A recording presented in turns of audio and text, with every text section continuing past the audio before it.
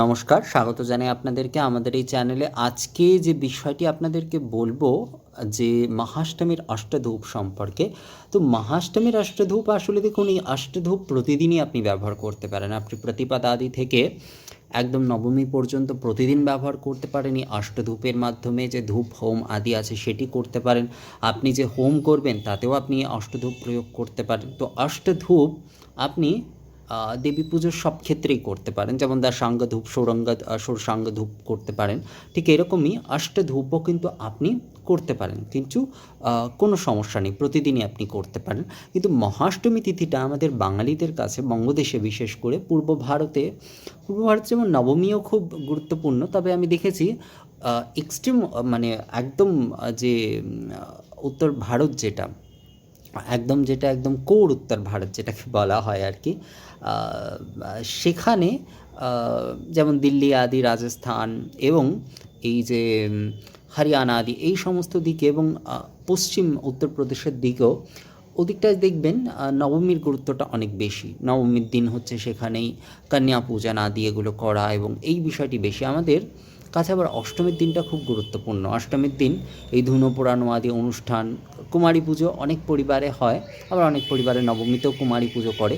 বিশেষ করে অষ্টমীর দিন এই যে ধুনো পোড়ানো আদির এই যে অনুষ্ঠান আদি হয়, তো এই কারণে অষ্টধূপ মানে ধূপ অর্চনা আদির ব্যাপারটা খুব গুরুত্বপূর্ণ। এবং সন্ধি পুজোতেও অনেকেরই কিন্তু এই ধুনো যে অর্চনা আদি হয়। যদি এই ব্যাপারগুলো এখন শহরাঞ্চলে প্রায় কমে গিয়েছে, তবুও বাড়িতেও যারা অনেকেই আছে মায়ের পটে পুজো করেন, ঘটে পটে পুজো করছেন, বা কেবল পটেই মায়ের অন্তত আরাত্রিক পূজা আদি করছেন, তারাও কিন্তু এই অষ্টমীর দিনটাকে খুব গুরুত্ব দিয়ে থাকেন। অষ্টমীর দিনটা ভীষণভাবে আর কি সবার কাছেই খুব গুরুত্বপূর্ণ। তাই এই অষ্টধূপ সম্পর্কে আজকের আমাদের আলোচনা। তো অষ্টধূপের মধ্যে আপনাকে প্রথমেই পিত ধুনা সেটি তো নিতেই হবে, এবং তার সঙ্গে আপনাকে গোগ্গল নিতে হবে, তার সঙ্গে আপনাকে শ্বেত চন্দন নিতে হবে, রক্তচন্দন নিতে হবে, ভীমসেনী কর্পূর আপনাকে নিতে হবে, আপনাকে তার সঙ্গে নিতে হবে হচ্ছে অগরু আপনাকে নিতে হবে, এবং তার সঙ্গে যদি জটামানসি আপনি দিতে পারেন, এটি খুব ভালো হয়। এবং ঘৃত তো থাকবেই, এবং ঘৃতও যদি এই যে বিল্লফল যদি দিতে পারেন, ঘৃতযুক্ত বিল্লফল যদি দিতে পারেন, সেটি সব থেকে ভালো হয়। বা ঘৃতযুক্ত বেল্ল চূর্ণও দেওয়া যায়, অর্থাৎ যে বেলপত্রের যে চূর্ণ সেটিও ব্যবহার করতে পারেন। তবে বিল্ল ফল যদি দিতে পারেন সেটি খুব ভালো হয়, অথবা কেবলমাত্র ঘৃতও কিন্তু ব্যবহার করা যেতে পারে এক্ষেত্রে।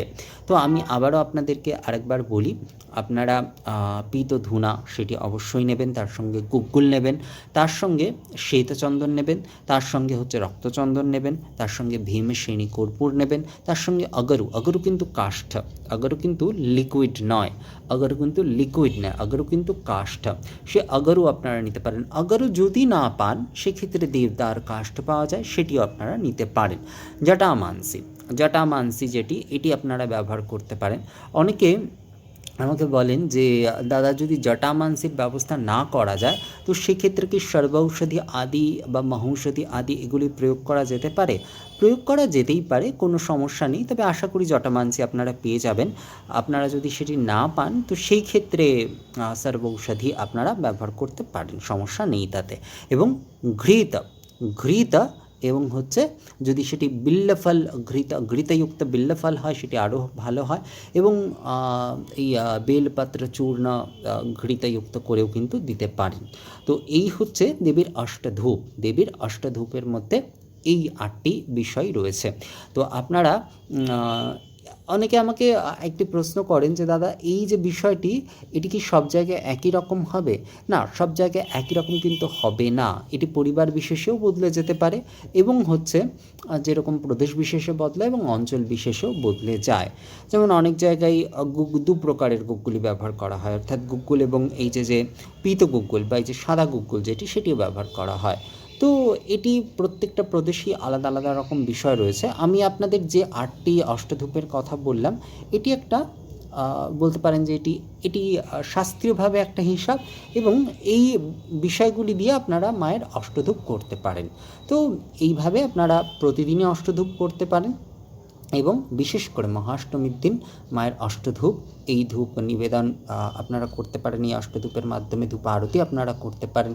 নৈবেদ্য আদি করতে গেলে সেটি করতে পারেন, ধূপ নৈবেদ্য আদি যেটি রয়েছে সেটি করতে পারেন, অথবা এই যে সংক্ষিপ্ত হোম, ধূপ হোম আদি যেটি, সেটিও আপনারা এই অষ্টধূপের মাধ্যমে করতে পারেন। তো এই অষ্টধূপ মাকে আপনারা মহাষ্টমীর দিন এবং প্রতিদিনই নিবেদন করতে পারেন। ভিডিওটি কেমন লাগলো আমাকে অবশ্যই কমেন্ট করে জানাবেন।